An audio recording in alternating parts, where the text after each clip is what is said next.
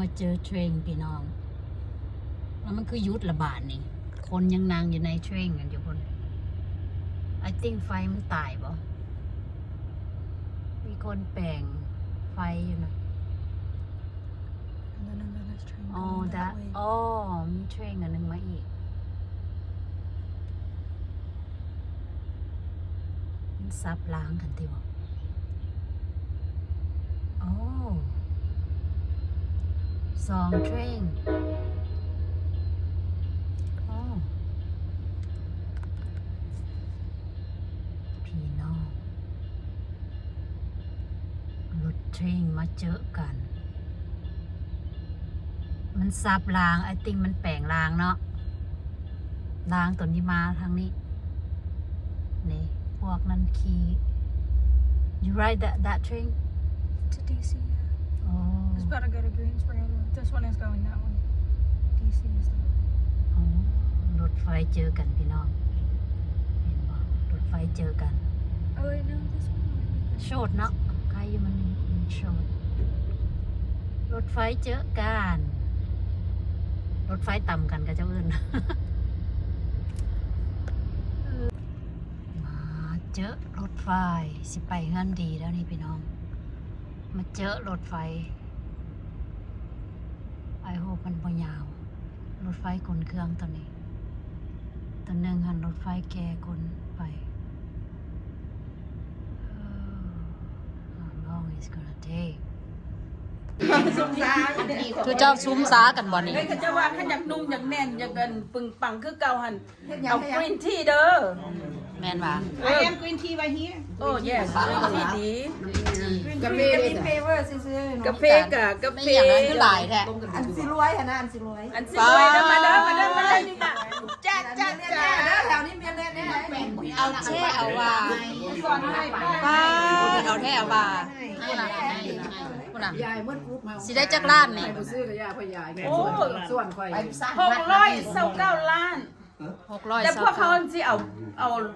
าล่ำซ้ำบ่ท่าเอาเป็นปีอันได้400ไปล้าน บ่ ไร แต่วันนี้เฮ็ดในบ่ฮู้เบี้ยวเป็นแล้วนะรีคอร์ดไว้เรียบร้อยเด้อนี่เด้อรับฐานพยาน ไปให้กันเจ้าแล้วพยานแล้ว ก่อนนักเอกเกิด สิปั่นไข่ปัญญาเนี่ย แช่ร้อยบาทละบาทนี่ลง YouTube พร้อมเลยเบิ่งอาหารกันเด้ออาหารพี่น้องลาบของหวานของหวานมีการให้ลึกผู้อยู่อีกอันนั้นมีอย่างก่อข้าวละซองข้าวละซองแซ่บมากของหวานอันนี้ว่าเม็ดอันนี้กับแม่น้ำซับขนมทองหวานลาบไก่ทอดไก่ว่าไอ้แดงยำมาเล็บมือนางแล้วก็ทอดกุ้งเจ้าจะแซ่บบ่น้อยลุงทอดไก่ปิ้งอันนี้ปิ้งแล้วก็ทอดข้าวเด้ออาหารเยอะแยะอันนี้มันหมูกรอบอันนี้มันแหนมอันนี้กับแม่น้ำยำตับพุงนี่เป็นยังไงอันนี้ยำหูหมูเยอะแยะขอบใจแนะนำให้จากเงินดีเด้อนี่เด้อเงินดีเงินที่2พี่น้ำชอบทุกอย่างนะของหวานเนี่ยแม่นชอบทุกอย่างเลยของหวานยาวิตามินเนี่ยของหวานแม่นของหวานได้ยาวิตามินมานี่แปลว่าชอบ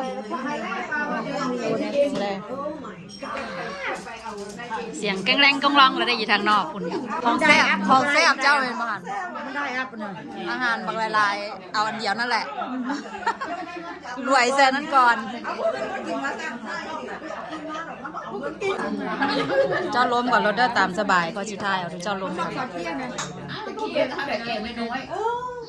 น จอยคนสกลเนาะเท่ามาจักมันยัง Wasn't my friend like มันบ่ได้จอยเลยคนนี้แหละความบ่ตื่นเต้นตน I saw some in the elementary school. ผู้นั้นแอล19เขาจะไม่แอล20เฮ็ดเพราะว่าน้องสาวนั้นได้แต่เดิมแต่พวกกูเท่านี้ท่าน้องหลานจะฝังสอบได้ยากแต่ละมื้อนะ ไปลอกตาแล้วเห็นตีนกาเมีย ร่วมมาก็แม่แก่อยู่เลยเห็นผ้าเลย เดี๋ยวนี้ก็ยังใครเป็นบ่หรือว่า แจ้งมากเลยว่ามันแจ้งเลยเนี่ย กี้ตาบ่เห็นนุ่ง ก็ตายมันเกิดแบบมันมืด เมียพื้น ไปลอกตาแล้วเห็นตีนกาเมียกูขึ้นเท่าแน่มาติโอ้ยบ่เป็นตาให้ไปลอกเด้อซันเด้อย ำส้มๆมันหวานนี่เฮาน่ะ บ่เป็นตาให้ไปลอกได้เป็นแบบซัน แซ่บเลยเหมาะเนี่ยประมาณกินดีกว่านี่ส้มๆอันผู้ผู้หากวดผู้อยู่เงินน่ะบ่มีไผไปเงินข่อย ค่อยเอาหน่อยนึงเด้อหน่อยนึงถ้ามันหวานก็บ่เอาเลยค่อยกับ ได้ก็ว่า